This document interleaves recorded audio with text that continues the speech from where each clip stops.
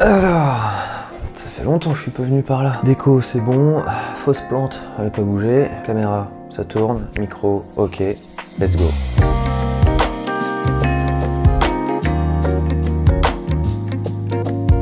Bonjour à toutes, bonjour à tous, je suis vraiment ravi de vous retrouver et je suis un peu désolé, je vous ai abandonné pendant 6 mois. Ouais, j'ai fait le constat, 6 mois sans faire de vidéo, je suis vraiment désolé. Voilà, mon entreprise de photographie a vécu pas mal de belles choses, j'ai dû m'en occuper, ça m'a pris beaucoup de temps et du coup j'ai pas pu être présent. Et là, ça y est, j'ai enfin pu alléger un peu mon agenda, trouver du temps pour vous et pour faire de belles analyses d'images. Donc voilà, c'est reparti. Comme d'habitude, je vous invite d'ores et déjà à aimer, vous abonner, à partager et liker, enfin bref, faire tout ce que vous pouvez pour soutenir cette chaîne, parce que si vous aimez ce contenu, si vous vous êtes abonné, ça veut dire que potentiellement il y a des gens de votre entourage qui vont également aimer. Et le partager sur vos réseaux, ça serait une grande aide pour moi, parce que je pense qu'il y a plusieurs personnes qui seraient ravies d'avoir des analyses d'images, des choses que l'on voit au quotidien. Vous l'avez certainement vu, j'ai déjà analysé le billet de banque, j'ai analysé la fiche des Utopiales, j'ai analysé des images plus ou moins connues, et peut-être que ça peut intéresser d'autres personnes, donc go, on partage. Merci beaucoup par avance, et bien évidemment aussi ce que je voulais dire, un petit message, donc c'est déjà un immense merci aux abonnés de la première heure, et puis bienvenue ici à tous les nouveaux et nouvelles abonnés. Merci beaucoup de m'avoir rejoint, parce que j'ai pas été là pendant 6 mois, et pourtant j'ai presque jamais eu autant d'abonnements que pendant ma période où j'étais un peu en stand-by. Donc merci, on s'est certainement rencontrés dans la vie réelle et vous avez peut-être suivi par la suite ma chaîne YouTube. Mais soyez les bienvenus, c'est vraiment avec grand plaisir que je vous accueille ici. Donc voilà. Donc aujourd'hui, vous l'aurez peut-être compris, on va faire une analyse d'image un peu particulière, presque un hors-série, puisqu'on va analyser une affiche, et pas n'importe quelle affiche, l'affiche du Hellfest 2023.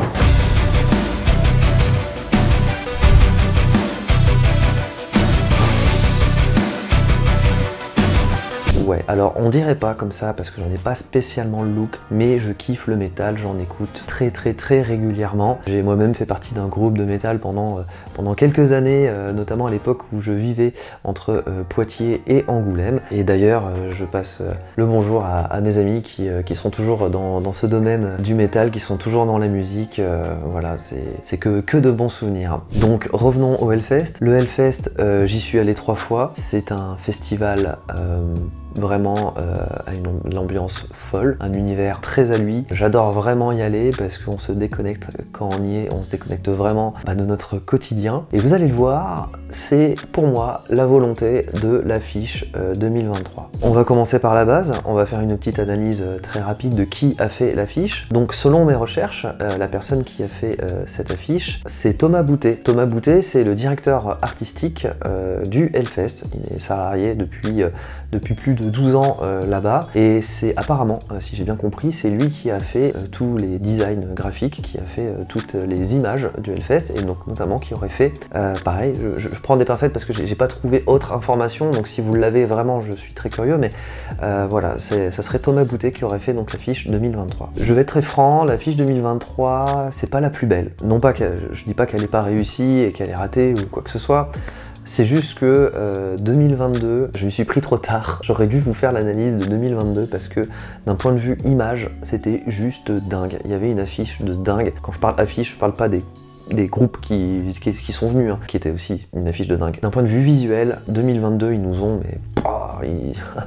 un truc de fou quoi. Et 2023, du coup, voilà, ça fait le job, c'est bien fait, mais bon, c'est pas la meilleure affiche, mais ça reste quand même du très beau travail graphique et de composition, et certainement avec en amont un shooting de personnes en costume et tout, donc il y a un travail de dingue, et voilà, c'est quand même réussi. Cette année, très clairement, on a le bleu, et voilà, tout un tas de déclinaisons de bleu, de nuances de bleu. Si on regarde bien d'un point de vue image, ce que nous propose l'affiche du Hellfest, donc c'est la partie haute, voilà, je suis navré si vous vouliez en profiter pour voir qui passe à quelle scène et tout ça. Je suis pas là pour ça, je vous invite à aller voir le site du Hellfest. Moi je suis là donc pour m'occuper donc ce qui se passe sur la partie haute de l'affiche, donc ces éléments de composition qui nous ont affichés. Donc du coup vous pouvez voir, nous avons 6 personnages qui ont été positionnés l'un à côté de l'autre. Chaque personnage a un costume, un habillement qui est très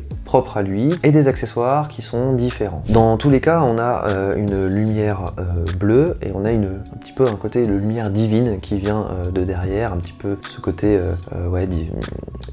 divin, Dieu, et pourquoi pas spirituel quoi. Enfin un peu qui vient un petit peu entourer ces personnages. Ces personnages, ils sont, selon mes recherches, mais j'ai pas le fin mot de l'histoire et je vais pas vous mentir que je ne l'ai pas demandé, j'aurais pu peut-être contacter Thomas Boutet ou le Hellfest avant de faire cette vidéo, mais au pire, s'il passe par là, ravi d'échanger avec vous, n'hésitez pas à faire un petit commentaire ou de republier cette vidéo, soyons fous en mettant vous de votre version, qu'est-ce que vous avez voulu faire. Mais je pense que ces personnes-là sont inspirées du tarot. Et alors, j'ai un peu regardé les différents types de tarot qui existent, du coup ça m'a poussé à faire des recherches, j'ai appris beaucoup de choses, merci. Je pense que ils sont principalement issus du tarot de Marseille, et je pense aussi qu'il y a un petit peu d'inspiration du tarot de Rider-Waite. Alors je sais pas si je prononce bien, si on dit Rider-Waite ou Rider-Waite, enfin voilà, bref, le deuxième tarot qui existe dans un domaine pareil, qui est très connu et qui est un petit peu dans l'air du temps avec les médecines douces qui se développent beaucoup. En fait, on se rapproche du tarot divinatoire. Voilà, ce qu'il faut savoir, c'est que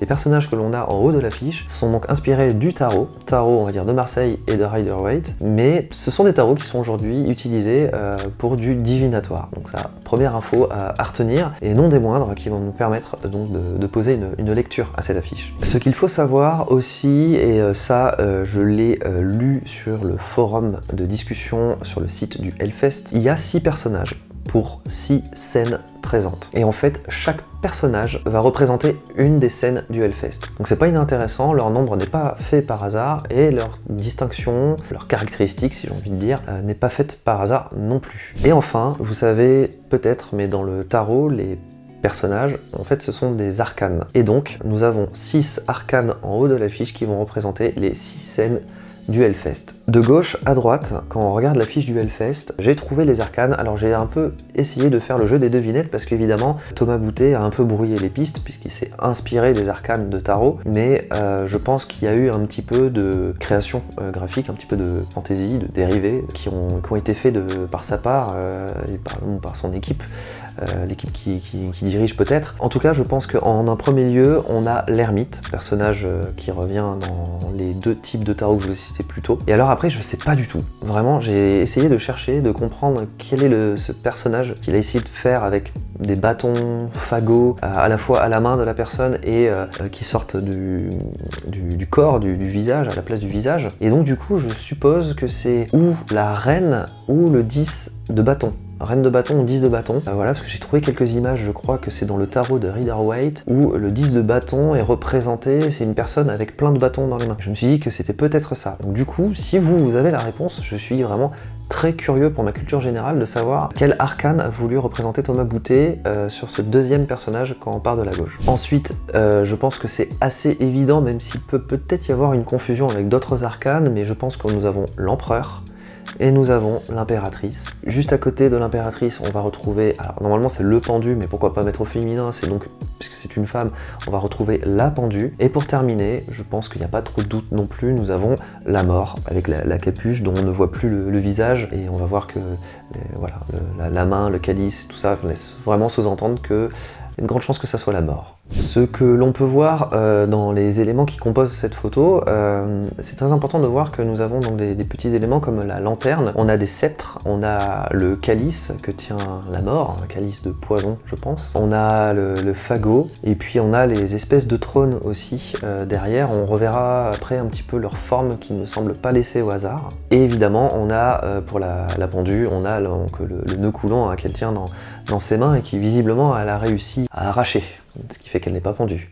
A noter évidemment qu'on a la présence du H issu de, alors j'ai envie de dire de l'isotype du Hellfest. Donc en fait l'isotype est un dérivé du logo, un espèce de deuxième logo. Je vous invite à taper isotype sur Google et vous verrez un petit peu en termes de graphisme ce que c'est. Donc je pense qu'on a donc on a le H, l'isotype du Hellfest qui revient sur plusieurs éléments. On l'a sur la lanterne, on l'a sur les sceptres, on l'a sur le bouclier. Voilà, enfin regardez bien, il apparaît de nombreuses fois et c'est complètement justifié parce que on veut du coup certes avoir mis ces personnages, ces arcanes sur l'affiche, mais voilà, on n'a pas pris des arcanes lambda et on les colle sur l'affiche et puis ça fera une image un peu ouh, Hellfest. Non, ils les ont rendus, c'est des arcanes du Hellfest en fait. Voilà, on les a associés à une spiritualité. Et donc du coup, la spiritualité du Hellfest, et donc voilà, le fait d'avoir mis les isotypes comme ça, ça nous connecte directement au festival. Voilà, on plonge pas dans un univers autre. J'ai noté aussi sur les visages de l'empereur et de l'impératrice un maquillage qui n'est pas anodin, puisque cette année, dès le jeudi, la tête d'affiche c'est Kiss. L'empereur et l'impératrice ont un maquillage qui me fait forcément penser au maquillage que Kiss a sur scène. Voilà, donc c'est pas fait par hasard, mais c'est à noter. Et donc je vous avais dit qu'on reviendrait sur la forme des sièges, et je vais faire un parallèle avec la tête du sceptre que tient l'empereur, et donc du coup je pense que les sièges sont un petit peu comme ça, comme le sceptre, et donc du coup on a aussi un rappel du symbole mythique, du symbole le plus connu que les métalleux se font entre eux. Donc voilà, c'est pareil, c'est pour nous plonger un petit peu plus dans l'univers donc du Hellfest, et pour nous dire que c'est un univers métal. On va écouter la musique métal et on va y retrouver toutes ces personnes qui attendent depuis des semaines de pouvoir se faire ça en se croisant tout le long du Hellfest. Donc maintenant on va passer à une lecture de sens premier, et donc évidemment dans un sens premier, quand on regarde cette affiche, on sent qu'on nous plonge dans un univers spirituel. Évidemment, la connotation au tarot, tarot de Marseille, tarot de Rider-Waite est très forte, très prononcée. C'est utilisé dans la divination, donc on est très dans le spirituel. Donc si on regarde en une première lecture, sans se focaliser sur les éléments de composition, sur les isotypes ou les petits détails présents sur cette affiche du Hellfest, et bien évidemment on plonge dans un univers très spirituel, un véritable univers à part entière. Et bien évidemment, on va passer directement au sens second, puisque grâce à tous les éléments que je vous ai énumérés précédemment dans la vidéo, on se rend compte qu'en effet on rentre dans un univers spirituel, mais c'est bon, calmez-vous, c'est un univers fictif, on veut nous plonger réellement dans la spiritualité du Hellfest, j'ai envie de dire, on veut nous plonger dans l'univers du Hellfest. C'est bon, pas d'affolage, il n'y aura pas de gourou, on va pas nous engrainer dans une secte ou je ne sais quoi, on va pas partir dans des délires de croyance ou pas croyance, là n'est pas la question, et vraiment le but c'est de nous plonger véritablement dans l'univers Hellfest, point barre. Et ce qu'on veut nous dire aussi à travers cette affiche, c'est que cet univers, l'univers du Hellfest, dans lequel on va rentrer en franchissant les portiques de billetterie, c'est que cet univers, on va être guidé par des arcanes majeures. Et ces arcanes majeures, on veut pas que ça soit des personnes qui existent potentiellement, qui vont être là pour guider telle ou telle personne. Ces arcanes, en fait, elles sont présentes sur l'affiche sous forme de personnes, mais c'est réellement, ce sont les scènes. On va être guidé, on va être motivé, on va être influencé par les scènes. On va aller vers la Warzone, on va aller vers la vallée, on va aller vers le main stage. En fait, on choisit ce qu'on veut, on choisit son arcane. Et on y va, et on va d'arcane en arcane, de croyance en croyance, de symbolique en symbolique. Bref, le Hellfest pour ce 2023 a voulu se créer un univers, a voulu se créer des puissances qui vont, par le biais des arcanes, qui vont représenter la puissance de leur scène. Et ça, là-dessus, je trouve que c'est plutôt bien pensé, c'est plutôt bien réfléchi. Et donc, pour conclure, le Hellfest, c'est fait pour se déconnecter du quotidien et pour rentrer pleinement dans l'ambiance Hellfest, pour rentrer pleinement dans cette fête de la musique métal, des musiques extrêmes, comme ils le disent. Grâce à cette affiche, en fait, on le sent bien. On le sent bien, on le sent que quand on va rentrer dans l'univers Hellfest, avant les portiques, on laisse tout le quotidien, la vie d'avant, la vie qu'on a, et on y va, et on plonge dans l'univers, dans cet univers Hellfest, dans ses arcanes, dans ses puissances. Et on va se laisser porter, bercer, guider, un peu comme le veut, par exemple, un tirage divinatoire. Et puis on va ressortir de là ressourcé. Ça fait du bien. Je sais, pour avoir fait à titre personnel du tirage de cartes divinatoire, on y croit, on n'y croit pas, mais c'est quand même hyper intéressant.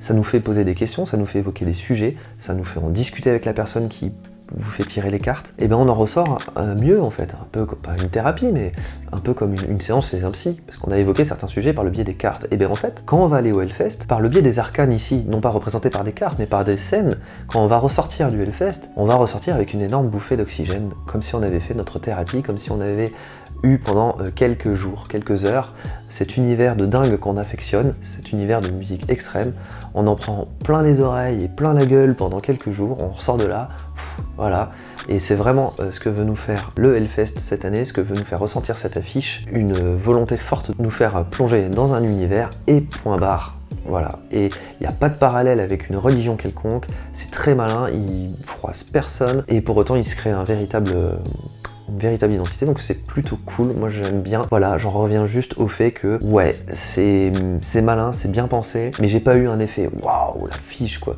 Non, j'ai eu un effet « ouais, voilà ». Voilà, donc ça c'est mon analyse de l'affiche du Hellfest 2023. Vous, qu'est-ce que vous avez vu? Qu'est-ce que vous en avez pensé? Est-ce que vous êtes d'accord avec moi? Est-ce que j'ai raconté des conneries? Je n'ai pas la science infuse, hein. Donc vous pouvez me dire si ce que j'ai dit vous paraît juste, vous paraît bon. Dites-le moi en commentaire, j'y répondrai. Partagez la vidéo si vous avez appris des choses sur le tarot de Marseille par exemple. N'hésitez pas à partager. Likez, tout ce qui peut soutenir la chaîne YouTube, eh ben, allons-y. Je vous remercie énormément d'ailleurs par avance pour tout le soutien que vous apporterez. Je vous souhaite une bonne fin de journée ou une bonne journée, je sais pas quand est-ce que vous allez regarder cette vidéo. Je vous dis à très bientôt et n'oubliez pas, il n'y a pas de juste lecture, il y en a juste plusieurs.